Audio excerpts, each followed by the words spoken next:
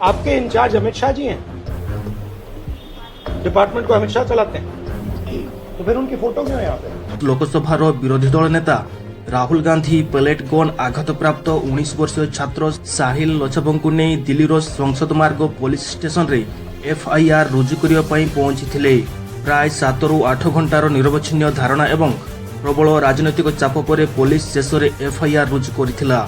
थाना भितरे गृहमंत्री अमित शाह फोटो देखि राहुल गांधी रागी जाई पुलिस अधिकारी को प्रश्न करथिले। आपके इंचार्ज अमित शाह जी हैं। डिपार्टमेंट को अमित शाह चलाते हैं, तो फिर उनकी फोटो क्यों है यहाँ पे? आपण को इंचार्ज अमित शाह की पुलिस विभाग को अमित शाह चलुचंती कि एठारे तांको फोटो काहेकि लगा जाइछि बोली रागरे निया होई जाइथिले राहुल गांधी एवं पुलिस अधिकारी को प्रश्न बाण चुप करथिले।